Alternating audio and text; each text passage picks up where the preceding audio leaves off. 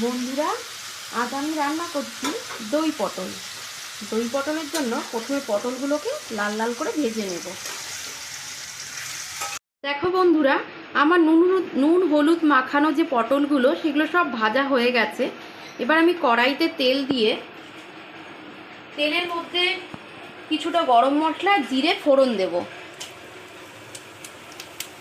ফোড়নটা ভাজা ভাজা হলে আমি যে আদা কাঁচা লঙ্কা টমেটোর পেস্টটা করেছিলাম ওটা দিয়ে দেব।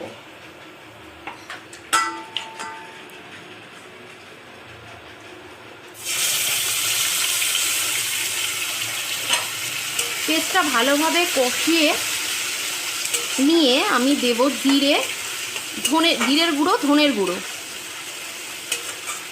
পরিমাণ মতো নুন দেব, আর দেব একটু চিনি। তোমরা ঝাল যে যেমন খাবে তেমন করে ঝালটা দিয়ে দেবে নিজের মতন করে। আমার ছেলে খাবে বলে আমি ঝালটা একটু কমই দিয়েছি।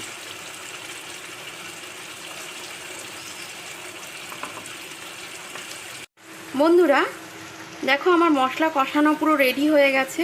মশলা থেকে একটা সুন্দর গন্ধ বেরোচ্ছে, কালারটাও খুব সুন্দর এসছে। এর মধ্যে দিয়ে দেবো আমি ফ্যাটানো টক দই। তারপরে কিছুটা গরম জল করে রেখেছি, সেই গরম জলটা দিয়ে দিলেই রেডি হয়ে যাবে আমার দই পটল।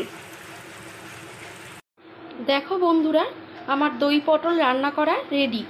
কেমন হয়েছে বলো। যারা আমার রান্নাটার ভিডিও দেখছো তারা একটু শেয়ার করো, কমেন্ট করে বলো কেমন হয়েছে।